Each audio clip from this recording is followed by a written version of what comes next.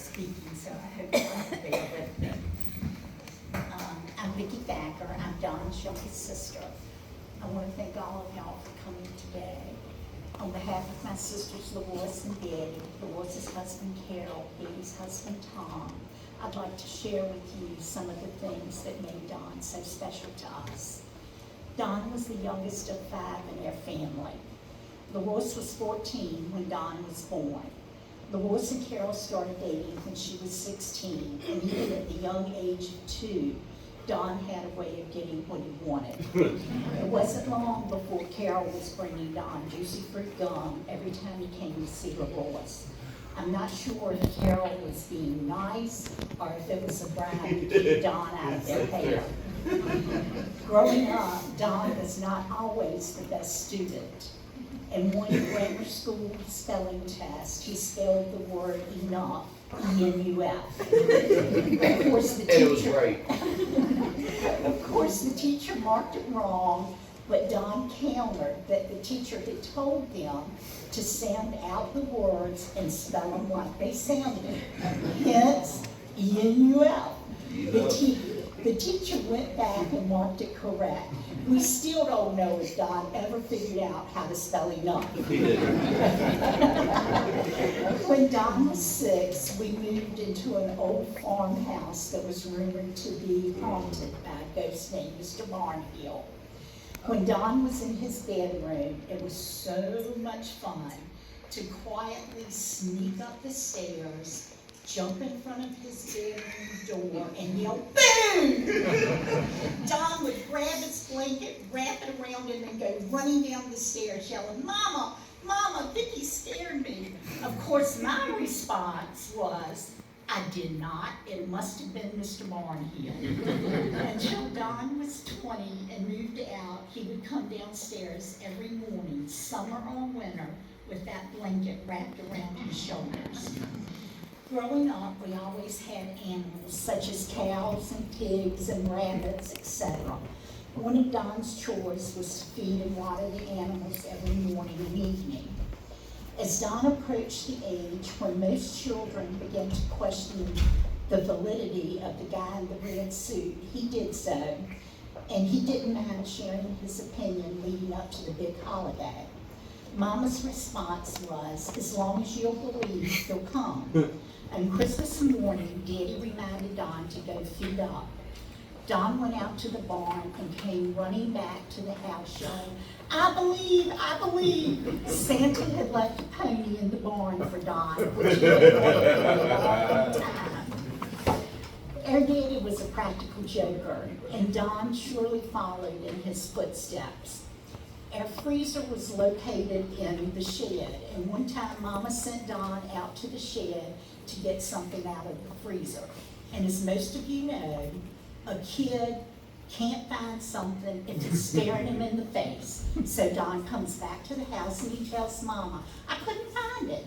So, exasperated, Mama goes out to the shed to get what she wanted, and just a couple of minutes later, she comes out of the shed with her hands over her heart yelling, "Snake, snake!" Don thought Mama was having a heart attack, and he says, "It's not real, it's not real."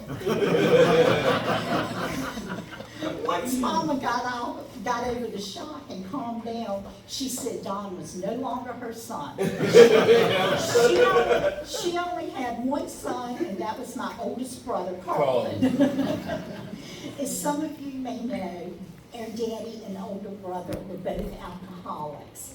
As with most teenagers, Don experimented with alcohol, but he came to the conclusion that he didn't want to lead the kind of life that our daddy and brother lived, and he made the decision to stop drinking. As far as I know, he never drank again, and I was so proud of him for choosing sobriety.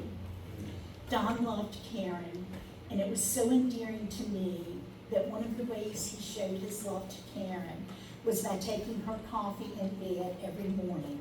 He probably didn't do it when he was getting up at dark 30 to go to work, but every time we were all together, whether on vacation or visiting each other, he did it. Don loved his sons, Donald and Derek, as well as Karen's son, Ryan, who he embraced as if he were his own. He loved his grandchildren, DJ, Kelsey, Reagan, Carly, and Taz. When Don and Karen decided to give Katie a home with them after her mother passed away, we were so proud of them. It was a very selfless decision since they had finished raising their own children and were at a point in their lives where they could do whatever they wanted. It was not an obligation that Don took lightly. We would be on vacation, and at about the same time every afternoon, Don would be checking his phone. When we asked him about it, he told us he was checking to see how Katie did in school that day. And if she hadn't done as well as he thought she should have, he would be on the phone with her talking about it. Yeah. Katie, we tried really hard to get him to give you a break, but he wanted you to strive to do your very best. Even though Don was terribly strict with Katie, he loved her so much and was so proud of the woman that she has become. Don was so good at many things, such as cheating at Rummikub. Yes. But seriously, he did some beautiful woodworking. He built a table for their kitchen, birdhouses, shelves, and could build most anything he set his mind to, another trait that he inherited from our daddy. He truly had a knack for it. He also enjoyed cooking, particularly grilling, with him grilling the steaks and Karen making her baked potatoes. It was some good eating at their house. Sometimes his projects didn't go exactly as planned. Before they started building their new home, Don was clearing some trees from the property. Unfortunately, a limb fell and pinned him. He was alone and could not reach his phone. And luckily, a child at the church school next door heard him calling for help, told the teacher, and the teacher called 911, resulting in the volunteer fire department saving his life. He scared us so badly, and each of us gave him a lecture. We tried to take a sibling trip every year, taking turns choosing the location. Don's favorite was the mountains. When we went out to dinner, the server would inevitably ask if we were family. Don always answered yes and told them that he was the baby, and usually managed to also tell them that that made him special. Boys, Daddy, and I just rolled our eyes. We enjoyed our time together, reminiscing about growing up, talking about our children and our grandchildren, and talking about what our futures held. Don took full advantage of these trips to give me wet willies, which I hated. I cannot tell you the number of pictures we have with Don's fingers stuck in my ear. But he didn't get off scot-free. When Lamore, Speedy, and I would occasionally gang up on him, he would just shake his head and say, "Y'all ain't right." His favorite expression. The year we were in New Orleans, he had a new smartphone, and any time a question came up, he would ask Surrey. He loved Surrey. He also loved good steak, seafood, coconut cake, German chocolate cake, and Mama's goulash, which he could never duplicate exactly. He loved chocolate-covered peanuts that came in the little brown bag from the Planters Peanut Store in our hometown. He loved the mountains, camping, a fire pit, an extra hot cup of Starbucks coffee. He loved NASCAR, playing Rummikub and Mexican Train. He loved his doggies, Echo and Coco, but not so much the Chihuahua we had growing up. Don called him the demon dog. Don was looking forward to retiring and traveling with Karen to visit the national parks. One year I called him on his birthday, and during the course of our conversation, he mentioned the number of years he had to work until he reached 65 and could retire. I told him that his retirement age wasn't 65, that I thought he had to be around 67 to retire and get full Social Security. He swore that I didn't know what I was talking about. And then he said, I'll call you right back. Just a little bit later, he called me back. Hello? Thanks for ruining my birthday. But he worked it out, and today would have been his retirement day. Don had decided upon his death that he would donate his corneas. This was an amazing gift that hopefully led to one, maybe two people receiving the gift of sight.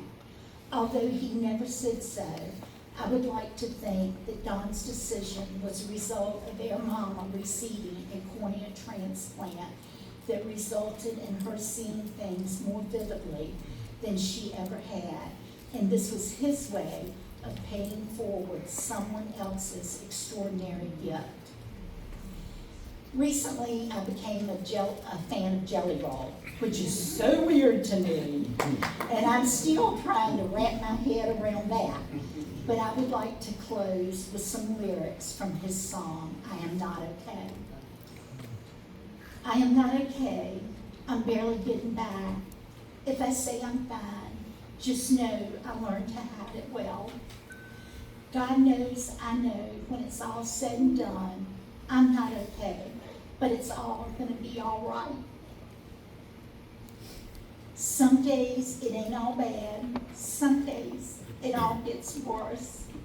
I know one day we'll see the other side. The pain will wash away in a holy water tide, and we're all gonna be all right. Thank you.